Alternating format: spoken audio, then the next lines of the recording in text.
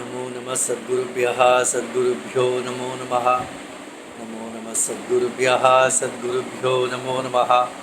ज्ञानवैराग्यसम्पूर्णान् हरिभक्तिपरायणान् पूर्वाचार्यान् अहं वन्दे सम्प्रदायप्रवर्तकान् भगवत्पादमाचार्यं श्रीमद्रामानुजं मुनिं श्रीमदानन्दतीर्थं च रामानन्दयतिं हितं श्रीवल्लभं च निम्बार्कं कृष्णचैतन्यमेव च ज्ञानेश्वरं तथान्याञ्च पूर्वाचार्यान् स्मराम्यहम् आचार्येष्वपि सर्वेषु तारतम्यं विना कलौ शुद्धं भागवतं धर्मं जग्राहप्रेमिको गुरुः कलिकालान्धकारेण व्याप्तं भुवनमण्डलं विलोककृपयाचार्यचक्रे वैष्णवसंहितां हरे रामेति कृष्णेति नामसङ्कीर्तनं सदा लोकक्षेमाय कुर्वन्तं प्रेमिकं सद्गुरुं भजे।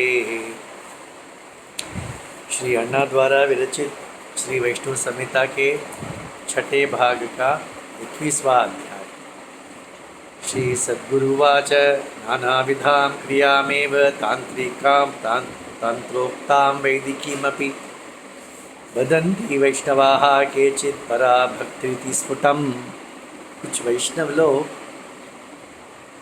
तंत्र शास्त्र में, वैदिक शास्त्र में जो क्रियाकलाप कहा गया है, नाना विध क्रिया कहा गया है, उसे ही पराभक्ति मानते हैं।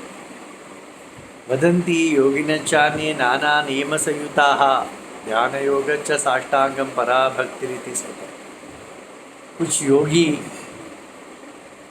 नाना प्रकार के नियम के साथ ध्यान योग जो करते हैं, अष्टांग योग कहते हैं ना, 8 अंग से युक्त जो योग है उसे ही पराभक्ति कहते हैं। तथैव यतयश्चापि स्वरूपानुचिन्तनं ज्ञानयोगं वदन्ति एव पराभक्तिरिति स्मृतम्। कुछ सन्यासी लोग रूपानुचिंतन या आत्मानुसंधान, स्वरूप का अनुसंधान ही जो ज्ञान योग है वही भक्ति है, पराभक्ति है, ऐसा कहते हैं।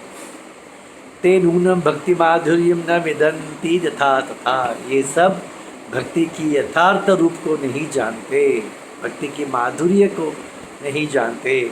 वदन्ति एव स्वकं धर्मम भक्ति योगस्य गौरवात्। क्योंकि शास्त्रों में भक्ति की गौरव, भक्ति के संबंध में अनेक वर्णन की गई है। तो ये सब ऐसा कहना चाहते हैं, जो शास्त्र में कही गई भक्ति है, भक्ति प्रसिद्ध है शास्त्र में, वह भक्ति हमारी ही है। जो जिसे हम भक्ति कहते हैं वही शास्त्र में लिखा हुआ है, ऐसा। क्योंकि भक्ति को शास्त्र ने गौरव दिया है, तो हमारे जो विचार है उसे भी गौरव प्राप्त होगा। इस ऐसे विचार ऐसे मानकर वे अपने अपने मतों को या विचारों को भक्ति कहते हैं। भक्ति के प्रति गौरव के कारण नास्ति कर्म न च ज्ञानम न योगः सांख्यमेव च केवलम रसरूपा सा परमा भक्तिरुत्तमा। रसरूप, रसमय जो उत्तम भक्ति है वह कैसी है? वह कर्म नहीं है, वह ज्ञान नहीं है, वह योग नहीं है। कैसी है वो? केवल रसरूपा, केवल रसमयी है। तांत्रिकै वैदिकैरेव संस्कारे ही संवृतां च तां मन्यन्ते सफलां भक्तिं केचित् वैष्णवपुङ्गवाः। कोई श्रेष्ठ वैष्णव जो वैदिक और तांत्रिक जो संस्कार है, दीक्षा आदि, वैदिक दीक्षा भी होती है, तांत्रिक दीक्षा भी होती है, जो दीक्षा आदि संस्कार है उससे युक्त होने से ही भक्ति सफल होगी, ऐसे मानते हैं। परंतु कुछ लोग आत्मानात्म विचारेण रहितां ज्ञाननिष्ठया मन्यन्ते निष्फलां भक्तिं केचित् अद्वैतवादिनः। कुछ अद्वैतवादी क्या कहते हैं? जो भक्ति आत्मा अनात्म विवेक से रहित है वह निष्फल है। निष्फला है, तो उससे कुछ लाभ नहीं है। भक्ति करनी है तो ये आत्मानात्म का विवेक से युक्त होनी चाहिए, ऐसे कुछ अद्वैतवादियों का कहना है। तथैव अष्टांग योग से साधनम नियमांतरे वदन्ति परमा भक्ति हंत केचन योगिना। कुछ योगी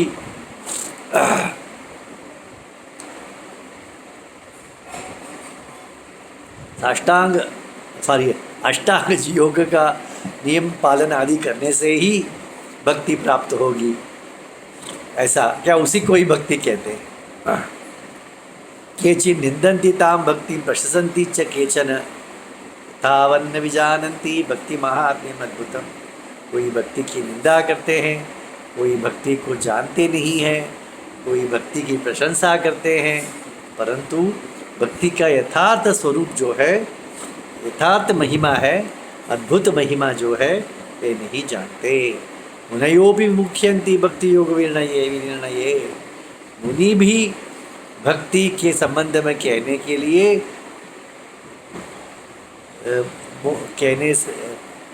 कहने में मोहित हो जाते हैं, अर्थात वे भी ठीक तरह से भक्ति को समझ नहीं पा रहे हैं। शुद्ध प्रेम रूपाम ताम भक्तिम जानन्ति गोपिकाः। तो फिर प्रेम भक्ति को यथार्थ रूप से कौन जानते हैं? तब अन्ना कहते हैं कि गोपी लोग ही, गोपी लोग ही इस यथार्थ प्रेम भक्ति को जानते हैं। ज्ञान वैराग्य यो नास्ति प्राधान्यम न च कर्मणः अस्मिन् वृंदावने व्यक्तम शुद्ध भक्ति विराजते। वृंदावन में ज्ञान वैराग्य आदि कर्म इनके लिए प्राधान्य नहीं है। यहाँ पर वृंदावन में सिर्फ मात्र शुद्ध भक्ति विराजमान है, ऐसा कहते हैं। नापेक्षते च संस्कारान् तथैव नियमान् बहून् केवलं प्रेम रूपा सा कृष्ण संयोगदायिनी। जो यथार्थ शुद्ध भक्ति है ना, वह किसी संस्कार की अपेक्षा नहीं करती, किसी अनेक नियमों की अपेक्षा नहीं करती, केवल प्रेम रूपा है वह। और वो क्या करती है? कृष्ण संयोगदायिनी। उस भक्ति से कृष्ण का संग प्राप्त होता है। नारायण मुनि नाम कचित भागवतोत्तमः वृंदावनस्य माहात्म्यं श्रुत्वापि पुलकांकितः सर्वं सत्यज्य सहसा कामिनी कांचनादिकं केवलं प्रेम भावेन वृंदावनम् उपागतः। नारायण मुनि नामक एक महा भागवतोत्तम थे। उन्होंने वृंदावन के जो महिमा जब उन्होंने श्रवण किया तो उनका रोमांच हो गया उनके शरीर में। सभी को छोड़ छाड़ कर, कामिनी कांचन सभी का त्याग कर प्रेम भाव से युक्त होकर वृंदावन आ गए। यमुना पुलिने नित्यं चिन्तयन् व्रजनंदनम गायन् नाना विधाम लीलां चचार प्रेमकोत्तमः। वृंदावन में भगवान नंदन का चिंतन करते हुए, नाना विध गान करते हुए, भगवान की लीलाओं का गान करते हुए संचार कर रहे थे। कदाचित यमुना तीरे कुर्वन्तं तर्पणं तं पप्रच्छ परिहासेन कच्चित् रसिकवल्लभः। वो यमुना जल में एक तर्पण कर रहे थे। एक रसिक, वृंदावन में रसिक क्या शब्द है? रसिक वल्लभः। रसिक जो है, भगवान में जो रसिक है, वह उस नारायण मुनि का परिहास करने लगा। रसिक उवाच अहो ब्राह्मणदायाद कर्मानुष्ठान तत्पर वृंदावन से महात्म्यम न जानासि यथाक्रमम। हे ब्राह्मण श्रेष्ठ, आप मेरे बंधु हो, आप तो कर्मानुष्ठान में तत्पर है, तर्पण करते हैं आप, परंतु वृंदावन की महात्म्य को नहीं जानते हैं। न त्वं राधा सखी नूनम न त्वं वल्लभ सुंदरी। आप न तो राधा की सखी हो, न गोपी हो। तस्मादेव करोषि त्वं कुलधर्मम यथाविधि। इसीलिए आप कुलधर्म को बिना छोड़े ठीक तरह से कर रहे हैं। विधि पूर्वक अनुष्ठान कर रहे हैं। कर्म भूमि रियम नास्ति दिव्य भूमि रियम ध्रुवता। ये कर्म भूमि नहीं है, दिव्य भूमि रियम उता। इसे मुझे एक स्मरण आता है, मेरा बेटा 4-5 वर्ष का होगा, वृंदावन अक्सर हर होली को जाता था माता के साथ उसके। वहाँ पर मिट्टी लोट पोट कर रहा था, मिट्टी पर लोट रहा था। तब हमारे जानकार रिश्तेदार वहाँ गए, क्या कर रहे हो, कपड़े गंदे हो जाएंगे, क्या कर रहे हो मिट्टी पे। उसने कहा, भाई ये वृंदावन की मिट्टी है। कुछ 4-5 वर्ष का बालक क्या जानता है पता नहीं मुझे, कहते वृंदावन की मिट्टी है। श्री अण्णा के प्रवचन 4-5 आयु के बालक के मन में भी घर कर देता है। तो कहते हैं, यहाँ रसिक कहते हैं, ये कर्म भूमि नहीं है, ये वृंदावन दिव्य भूमि है। अत्र आगत्यापि ते ब्रह्मन् नहीं दश्यति वासना। परंतु आपको कर्म करने की वासना जो आप में है वह वृंदावन आकर भी नहीं छूटती आपसे। श्री कृष्ण रसा माधुर्य पूरिते यमुना वने अत्र नैवावकाश अवकाशोस्ति कर्मणाम लोकवेदई। ये प्रेम भूमि है ना, कृष्ण माधुर्य मग्न है लोग, तो यहाँ उन्हें वैदिक कर्म करने में या लौकिक कर्म करने में उन्हें समय ही नहीं है।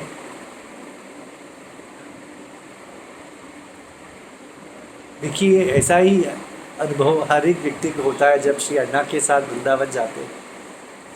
सुबह सब 4 बजे उठ जाते हैं, रात को 12 बजे जाकर सोते हैं। दिन भर कोई न कोई कार्यक्रम चलता रहता है, सभी में लोग व्यस्त रहते हैं। उस समय कहाँ लौकिक और वैदिक, न अपेक्षा स्वर्गलाभाय नोपेक्षा नरकाय च न अनावकाशोस्ति गोपीनां पाप पुण्य विनिमये। गोपियों के लिए पाप क्या है पुण्य क्या है इसका निर्णय करने के लिए भी समय नहीं है, क्योंकि वे क्या नरक से नहीं भय है, न स्वर्ग का उन्हें इच्छा है। स्वर्ग की अपेक्षा नहीं है, नरक से भय नहीं है। कृष्ण चिंतन हो तो कहीं भी रहेंगे, ऐसा गोपी भाव है।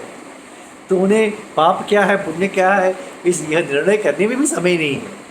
नारायण उवाच वेद्मी श्रीवन महात्म्यम वेद्मी भक्तिरसम तथा वेद्मी श्री राधिका दास्यम गोपी भावस्य वेद्म्यः। नारायण मुनि कहते हैं, मैं वृंदावन महात्म्य को यथार्थ रूप से जानता हूँ, भक्ति रस को यथार्थ रूप से जानता हूँ, राधिका का दास्य को जानता हूँ, गोपी भाव को भी जानता हूँ।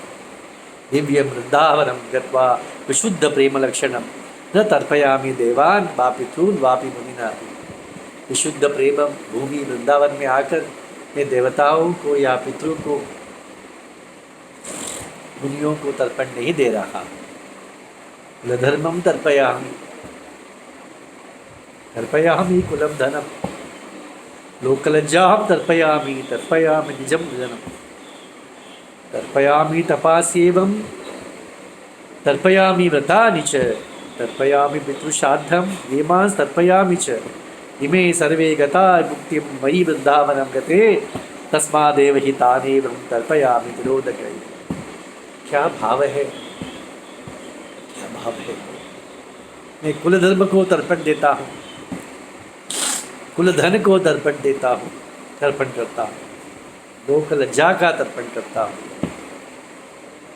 जब बंधुओं का तर्पण करता हूँ, मेरे तप का भी तर्पण करता हूँ, व्रतों का भी तर्पण करता हूँ, पितृश्राद्ध का भी तर्पण करता हूँ, सभी नियमों का तर्पण करता हूँ। क्यों? मैं जब वृंदावन आ गया यह सब मुक्त हो गए। क्या कहूँ, सब ये सब मुक्त हो गए। मुक्त होने के पश्चात मैं इन्हें तिलोदक, तिल और जल का तर्पण दे रहा। सद्गुरुवाच एवं तम परिहासेन तर्पयन्तं च लीलया विलोक्य रसिको भक्तः पाप विस्मयमेव च। ऐसे तर्पण किसी ने नहीं देखा न सुना है, तो वह रसिक आश्चर्यचकित हो गया। नियमानां नावकाशं ददाति श्यामसुंदरः सदा क्रीडति गोपीभिश्चेष्टितैः प्रेमपूर्वकम्। नियम का अनुष्ठान करने के लिए अवकाश देता ही नहीं श्याम सुंदर, गोपियों के संग सदा लीला करते रहता है। प्रेम पूरिता ही प्रेम भरी लीलाएं करता रहता है। विज्ञाय गोपिका भावम मुनीनाम अभी दुर्लभम लोकवेद क्रियाम त्यक्त्वा तस्मिन्नेव निबध्यति। गोपिकाएं कैसी है?